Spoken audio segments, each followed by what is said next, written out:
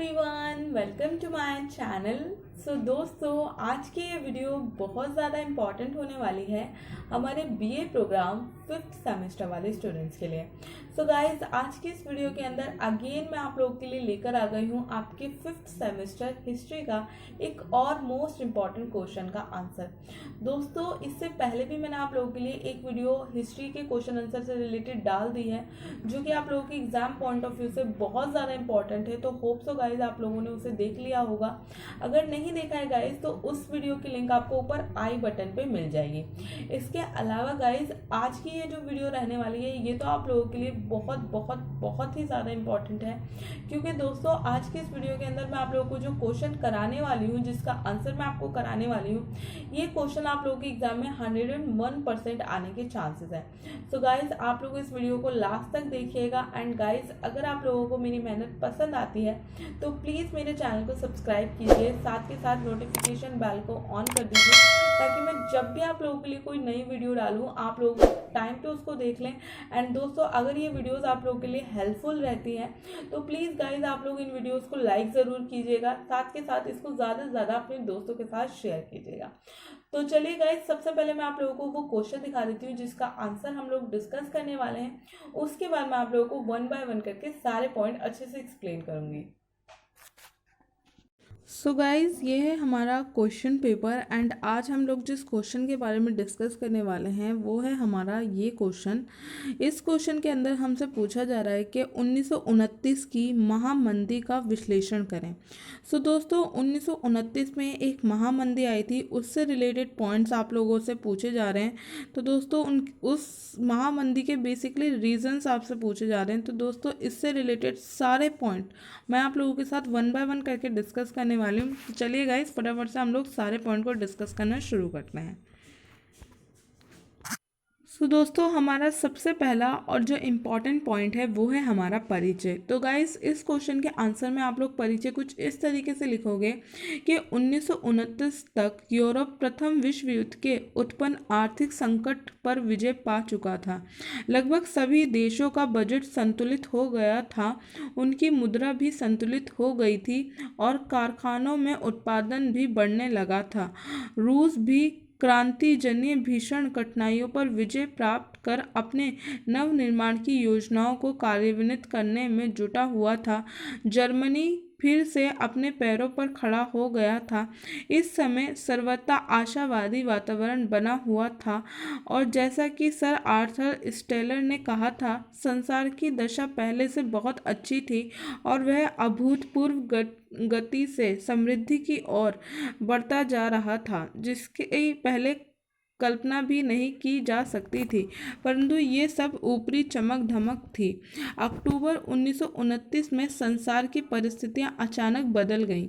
संयुक्त राज्य अमेरिका के शेयर बाजार में इतनी जोरदार गिरावट आरंभ हुई कि उसके परिणाम स्वरूप सभी वस्तुओं की कीमतों में तेजी के साथ गिरने लगी और सभी देशों में मुद्राओं का मूल्य भी गिरने लगा। बैंकों के लिए रुपया अदा करना कठिन हो गया। अनेक बैंक दिवालिया हो गए, बहुत से उद्योग धंधे बंद हो गए और लाखों मजदूर बेकार हो गए। बड़े बड़े गोदामों में सामान भरा पड़ा था, परंतु ग्राहकों का भारी अभाव था। लोगों को सभी प्रकार के सामान की आवश्यकता थी, परंतु उनके पास पैसे नहीं थे। जनता की दयनीय आर्थिक स्थिति के कारण सरकार पूरे कर भी वसूल न कर पाती, जिससे उनकी आय में भारी कमी आती गई और बजट असंतुलित होता गया। कनाडा के खेतों में अनाज तथा ब्राजील के खेतों में कोहावा की उपज जलाई जाने लगी। इस भयंकर आर्थिक संकट ने संसार का व्यापार भी आधा कर दिया और ये भीषण आर्थिक मंदी 1929 में शुरू हुई थी और 1931 में अपने चरम सीमा पर पहुंची और काफ़ी उपचार के बाद भी 1934 तक उसका प्रभाव बना रहा। ये ठीक है कि पूंजीवादी व्यवस्था में उतार चढ़ाव आते ही रहते हैं, परंतु ऐसी मंदी विश्व इतिहास में पहले कभी नहीं आई थी। ये एक अभूतपूर्व घटना थी जिसने समूचे विश्व को, विशेषकर यूरोप को बुरी तरह से डस लिया था। सो दोस्तों, इस तरीके से आप लोगों को इस क्वेश्चन के आंसर में सबसे पहले एक परिचय लिखना है। परिचय के अंदर मैंने आप लोगों को पूरा जो कालक्रम है वो बताया है कि किस तरीके से फर्स्ट वर्ल्ड वॉर के बाद जो भी कठिनाइयाँ उत्पन्न हुई थी, आर्थिक कठिनाइयाँ उत्पन्न हुई थी, उसके ऊपर विजय प्राप्त करके सभी देश ठीक ठाक अपनी प्रगति कर रहे थे। लेकिन अचानक से 1929 के अंदर एक इतनी बड़ी महामंदी शुरू हो गई। जो अमेरिका का शेयर बाजार था उसके अंदर इतनी भारी गिरावट देखने को मिली और उसका असर न सिर्फ अमेरिका में बल्कि पूरे वर्ल्ड के ऊपर पड़ा और इसी को हम महामंदी कहते हैं। तो दोस्तों, ये पॉइंट आप लोग अच्छे से ध्यान रखिएगा, बिल्कुल सिंपल लैंग्वेज के अंदर है, आपको बिल्कुल भी प्रॉब्लम नहीं होगी। दोस्तों, इसके बाद हमारा अगला पॉइंट है 1929 की आर्थिक मंदी के कारण। आर्थिक मंदी के कारणों के विषय में विभिन्न अर्थशास्त्रियों के विभिन्न मतों की विभिन्नता के कारण उत्तरदायी कारण का सही विश्लेषण करना कठिन कार्य है। कुछ प्रमुख कारण निम्नलिखित हैं। पहला कारण है महायुद्ध से उत्पन्न परिस्थितियां। कुछ विद्वानों के अनुसार आर्थिक मंदी का एक मूल कारण प्रथम विश्व युद्ध से उत्पन्न परिस्थितियां हैं। इन लोगों का तर्क है कि इससे पूर्व लड़े गए युद्ध, नेपोलियन के युद्ध, अमेरिका का गृह युद्ध और फ्रेशियन युद्ध के बाद भी आर्थिक संकट आया था। इसी प्रकार प्रथम विश्व युद्ध की समाप्ति के बाद भी ऐसा होना स्वाभाविक ही था। इसका कारण बतलाते हुए जे.बी. कैडफिल ने लिखा है कि युद्ध के समय सैनिक सामग्री की मांग बढ़ जाने से उद्योगों का विस्तार होता है, बहुत से लोग सेना में भर्ती हो जाते हैं, अंततः मजदूरी की दर, रोजगार तथा मुनाफे में वृद्धि होती है। युद्ध की समाप्ति के बाद कुछ समय तक ये वृद्धि बनी रहती है, किंतु उसके बाद मंदी आ जाती है। प्रथम महायुद्ध का स्वरूप जितना भयंकर था उसी अनुपात में आर्थिक मंदी ने भी सारे संसार को हस्तप्रभा कर दिया। तो दोस्तों, ये आप लोगों का पहला पॉइंट है। पहले पॉइंट के अंदर ये बताया गया है कि जो फर्स्ट वर्ल्ड वॉर है उसकी वजह से ये महामंदी आई थी। जब भी कोई वर्ल्ड वॉर लड़ी जाती है, कोई भी युद्ध होता है, तो उसके बाद एक महामंदी आना तय होता है। ये चीज़ यहाँ पे बताई गई है। तो दोस्तों, ये पॉइंट आप लोग ध्यान रखिएगा। इसके बाद दोस्तों, हमारा अगला पॉइंट है क्षतिपूर्ति और युद्ध ऋण। क्षतिपूर्ति और युद्ध ऋणों की समस्या ने भी आर्थिक मंदी को आहूत करने में अपनी महत्वपूर्ण भूमिका अदा की। यूरोप के मित्र राष्ट्रों को जर्मनी से क्षतिपूर्ति प्राप्त होने की आशा थी। जब तक आशा निराशा में बदल गई तो उन्होंने युद्ध ऋण चुकाने में असमर्थता प्रकट की। तब अमेरिका ने उनको आर्थिक सहायता देना बंद कर दिया। परिणाम ये निकला कि सभी का व्यापार वाणिज्य कम हो गया और सभी के अर्थव्यवस्थाएं लड़खड़ाने लगी, जिससे कोई राष्ट्रीय आर्थिक संकट की भीषणता का यथाशीघ्र उपचार न कर सका। सो दोस्तों, ये है हमारा सेकंड पॉइंट। ये पॉइंट भी आप लोग ध्यान रखिएगा। जब फर्स्ट वर्ल्ड वॉर ख़त्म हुई तो उसके बाद काफ़ी सारे देशों के ऊपर कुछ कर्जा था और कुछ देशों को उन्होंने जो युद्ध के अंदर दूसरे देश पर आक्रमण किया था तो उसकी क्षतिपूर्ति देनी थी। लेकिन हुआ ये कि जब फर्स्ट वर्ल्ड वॉर एंड हो गई तो काफ़ी सारे देशों ने ये जो ऋण था, क्षतिपूर्ति थी, ये देने से इनकार कर दिया और इसकी वजह से कुछ देशों के पास जो धन है वो कम पड़ गया और एक दूसरे से लोगों का कनेक्शन टूट गया, जो फाइनेंशियल कनेक्शन था, और इसी की वजह से ये महामंदी आई। ये पॉइंट यहाँ पे बताया गया है। इसके बाद है दोस्तों हमारा अगला पॉइंट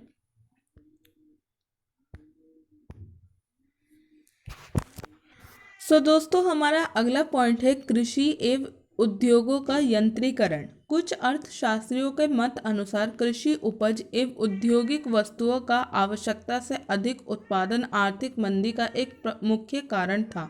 युद्ध काल में बढ़ती हुई मांग को पूरा करने के लिए कृषि उद्योग क्षेत्र में उत्पादन को अधिक से अधिक बढ़ाने की दृष्टि से यंत्रों के प्रयोग तथा वैज्ञानिकरण से उत्पादन में अभूतपूर्व वृद्धि हुई। इस संबंध में विलियम ग्रीन ने लिखा था कि 1919 में श्रमिक जिस काम को 52 घंटे में करते थे, अब 1930 में वह उसी काम को 30 घंटों में करने लगे, परंतु इससे बेकारी बढ़ी।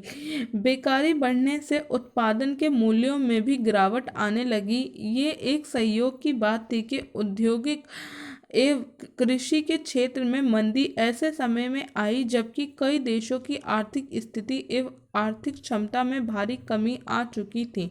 अंततः वे देश इस आर्थिक मंदी के शिकार बन गए और उनकी दुर्दशा ने अन्य यूरोपीय देशों को भी प्रभावित किया।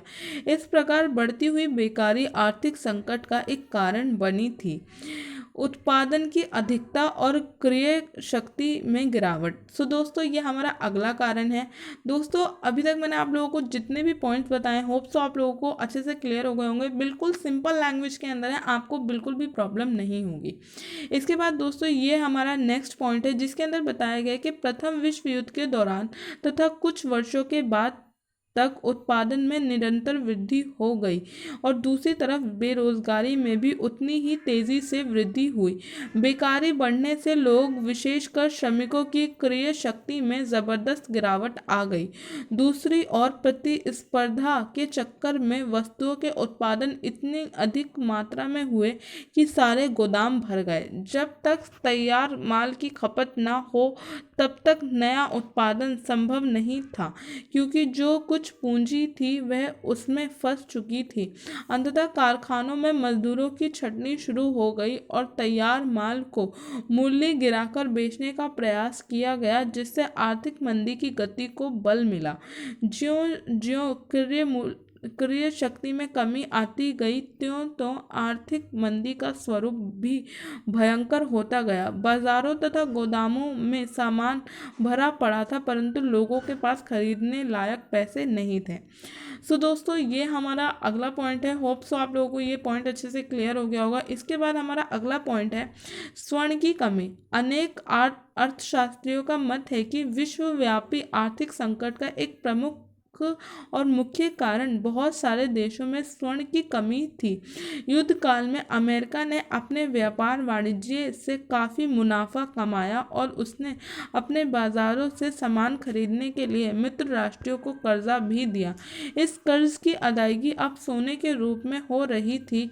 वैसे युद्ध काल में बहुत सारे देशों ने स्वर्ण का परित्याग कर दिया था, परंतु 1923 से 1924 की अवधि में अधिकांश देशों ने स्वर्ण मार्ग को पूर्ण अपना लिया था। क्षतिपूर्ति का अधिकांश भाग फ्रांस को प्राप्त होता रहा था और अमेरिका को युद्ध ऋणों का। अंततः धीरे धीरे संसार का 60% सोना अमेरिका और फ्रांस में जमा हो गया। इससे संसार में सोने की कमी हो गई। सोने की कमी से विभिन्न राज्यों में स्वर्ण सिक्कों का मूल्य बढ़ गया और दूसरी वस्तुओं की कीमत गिर गई। इसका अंतर्राष्ट्रीय व्यापार पर घातक प्रभाव पड़ा। गेलसम का मानना है कि चांदी अत्यधिक परिणाम में होने से चीन तथा भारत जैसे देशों को, जहां सिक्कों का आधार सोने की जगह चांदी था, खरीदने की ताकत कम हो गई और सारी कठिनाई की जड़ ये कमी थी।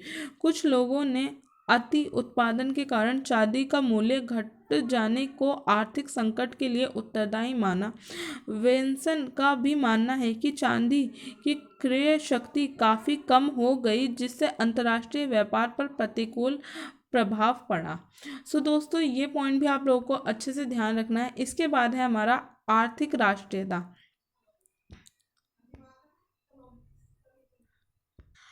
कुछ लोगों की राय में संकुचित आर्थिक राष्ट्रीयता भी इस आर्थिक संकट के लिए उत्तरदायी थी। महायुद्ध के बाद सभी देशों ने आर्थिक राष्ट्रीयता एवं आत्मनिर्भरता का मार्ग अपनाया। इस नीति के पीछे उनका मूल उद्देश्य अपनी अपनी आर्थिक उन्नति करना था और इसके लिए उन्होंने जो कदम उठाए वे अत्यधिक संकीर्ण तथा स्वार्थपूर्ण थे। उन्होंने अपने अपने देशों में बाहरी देशों से आने वाले माल पर बड़े बड़े सीमा शुल्क लगाए। विदेशों से आयात का मात्रा निश्चित कर दी गई। विदेशी वस्तुओं के स्थान पर स्वदेशी वस्तुओं के उपयोग करने पर जोर दिया। नए नए आप्रवास नियंत्रण संबंधी कानून लागू किए तथा विदेशी राज्यों के विरुद्ध अन्य कई प्रकार के आर्थिक पक्षपात की नीति अपनाई। इंग्लैंड, जो अभी तक मुक्त व्यापार का समर्थक था, वह भी अपने राष्ट्रीय उद्योग की सुरक्षा की दृष्टि से संरक्षण की नीति अपनाने लगा। संकुचित राष्ट्रीयता की भावना से जो नीति अपनाई गई, उसके फलस्वरूप अंतर्राष्ट्रीय व्यापार पहले की तुलना में काफ़ी कम हो गया। इसका बुरा प्रभाव उन देशों पर पड़ा जो क्षतिपूर्ति अथवा युद्ध ऋणों की अदायगी कर रहे थे, क्योंकि उनके अनुकूल व्यापार अंतर की सख्त आवश्यकता थी। तो दोस्तों, ये हमारा अगला पॉइंट था। इसके बाद है दोस्तों हमारा संकट। तो वॉल स्ट्रीट संकट भी एक कारण बना। इन सभी कारणों ने आर्थिक संकट की पृष्ठभूमि तैयार कर दी थी। अक्टूबर 1929 में अक्टूबर के प्रसिद्ध शेयर बाजार वॉल स्ट्रीट में अचानक शेयरों का मूल्य 50 अरब डॉलर गिर जाने से इस आर्थिक संकट का तत्कालीन कारण बन गया। अमेरिका के आर्थिक विशेषज्ञ प्रोफेसर फैक्नर के अनुसार महायुद्ध के बाद अमेरिका की समृद्धि तेजी से बढ़ी, जिसने वहां के कई पूंजीपतियों में अपनी पूंजी सट्टे पर लगाने की प्रवृत्ति को बढ़ावा दिया। इससे शुरू में बहुत से लोगों को काफ़ी मुनाफा हुआ।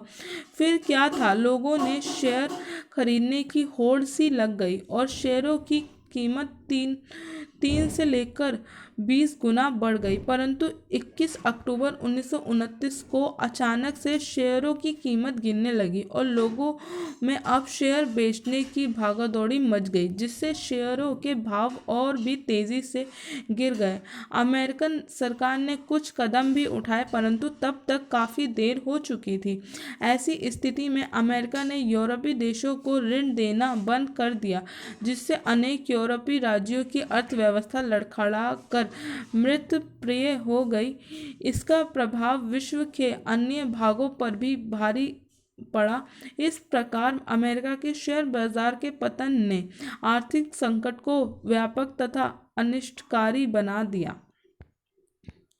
हमारा ये जो आंसर है ये फिनिश होता है। एंड दोस्तों, मैंने आप लोगों को जो भी पॉइंट बताए हैं, ये सारे पॉइंट आप लोगों के लिए बहुत इंपॉर्टेंट है। एंड सबसे अच्छी बात ये है कि ये जो पॉइंट्स हैं ये बिल्कुल सिंपल लैंग्वेज के अंदर हैं, तो आपको समझने में कोई प्रॉब्लम नहीं होगी। एंड गाइस, ये क्वेश्चन आप लोग के एग्जाम में बहुत ज़्यादा चांसेस हैं कि आएगा। हर साल ये क्वेश्चन रिपीट होता है एग्ज़ाम के अंदर, तो दोस्तों आप लोग इसको अच्छे से करके जाइएगा। हो सकता है आपका क्वेश्चन थोड़ा सा घुमा फिरा कर आपसे पूछ लिया जाए, लेकिन अगर मान लीजिए आपके क्वेश्चन में कुछ भी लिखा हो, लेकिन अगर वहाँ 1929 की महामंदी लिखा है, तो आप लोगों को ये पॉइंट्स ज़रूर मेंशन करना है। सो गाइस, यहाँ पे हमारे क्वेश्चन का आंसर फिनिश होता है। होप सो आप लोगों को सारे पॉइंट अच्छे से क्लियर हो गए होंगे। सो गाइस, उम्मीद करती हूँ ये वीडियो आप लोगों के लिए हेल्पफुल रहेगी। इसके अलावा गाइस, अगर आपको कोई प्रॉब्लम हो या फिर आप लोगों को कोई पॉइंट समझ में ना आया हो, तो आप लोग मुझे नीचे कमेंट कर सकते हो। एंड दोस्तों, आज की इस वीडियो के अंदर बस इतना ही। मिलती हूँ मैं आप सबसे अगली वीडियो के अंदर। तब तक के लिए थैंक यू सो मच।